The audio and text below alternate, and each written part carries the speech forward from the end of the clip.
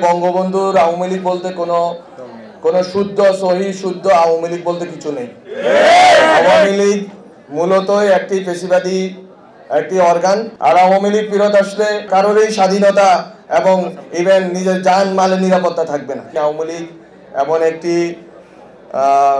শক্তি, যে শক্তিকে যদি কেউ বিশ্বাস করে, এই শক্তি যারা বিশ্বাস করেছে তাদের জন্য এই শক্তি হচ্ছে কাল হয়ে দাঁড়াবে। সুতরাং আওয়ামী লীগের প্রশ্নে কোনো ছাড় নয়, বরং 72, 73, 74 সালের আওয়ামী লীগের ক্ষমতার যে অপব্যবহার সেটা আপনারা দেখেছেন। এখন কথা উঠছে বঙ্গবন্ধুর আওয়ামী লীগ বলতে একটা জিনিসের। বঙ্গবন্ধুর আওয়ামী লীগ কোনো দুধে দোয়া তুলসী পাতা না।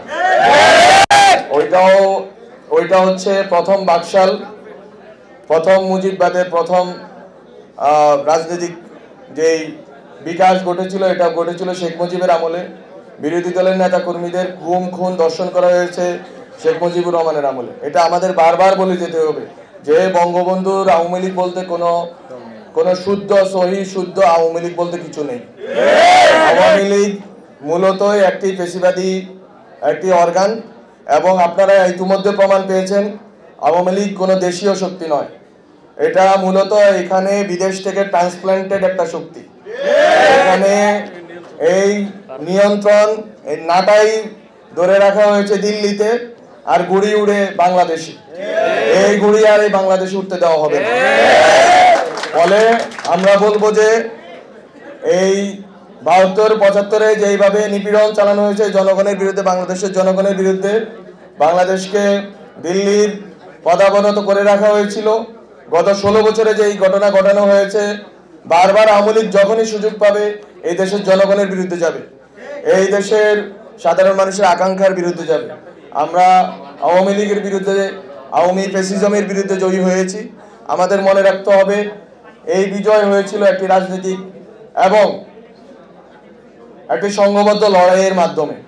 আমরা যদি সংঘবদ্ধ না থাকি এবং রাজনৈতিকভাবে লড়াই মোকাবেলা না করি, তাহলে আওয়ামী লীগ ফিরত আসবে। আর আওয়ামী লীগ ফিরত আসলে বাংলাদেশের তরুণ তরুণী ছাত্রদের কারোরই স্বাধীনতা এবং ইভেন নিজের জান মালের নিরাপত্তা থাকবে না। সুতরাং আপনাদেরকে বলে দিতে চাই যে আপনারা এখানে নোয়াখালী, লক্ষ্মীপুর, ফেনী যারা এসেছেন, আপনারা কেউ বিএনপি করতে পারেন, জামাত করতে পারেন, আলেম ওলামাদের বিভিন্ন দল আছে তা করতে পারেন, আপনারা ছাত্রদের সংগঠন করতে পারেন। যেই সংগঠনই করুন না কেন, অভ্যুত্থানের শক্তি হিসাবে আপনাদের দায়িত্ব হচ্ছে ঐক্যবদ্ধ থাকা এবং আওয়ামী লীগের বিরুদ্ধে ঐক্যবদ্ধ থাকা, সংস্কারের প্রশ্ন ঐক্যবদ্ধ থাকা, বিচারের প্রশ্ন ঐক্যবদ্ধ থাকা। এবং নির্বাচন হবে সঠিক সময়ে, যেটা ডক্টর মোহাম্মদ ইউনূস বলেছেন, এই বছরের শেষে ডিসেম্বর মাসে একটি টাইমলাইন দেওয়া আছে।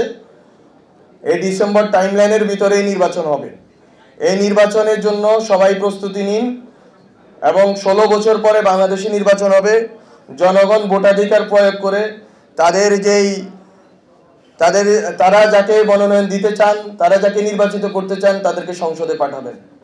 ফলে আমি মনে করি নির্বাচন নিয়ে কোনো দোনোমনার দরকার নেই, নির্বাচন ও সংস্কারকে মুখোমুখি করার কোনো দরকার নেই।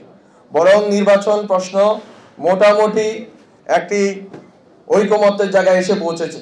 যদি রাজনৈতিক দলগুলো দায়িত্বশীল আচরণ করে এবং রাষ্ট্রের যে অর্গানগুলো আছে তারা যদি দায়িত্বশীল আচরণ করে, সহযোগিতামূলক আচরণ করে এবং স্যাবোটেজ বন্ধ করে, আমরা আশা করি সঠিক সময়ে নির্বাচন সংগঠিত হবে, এবং নির্বাচন সংগঠিত হওয়ার আগেই বিচার এবং সংস্কারের কাজ দৃশ্যমান হবে।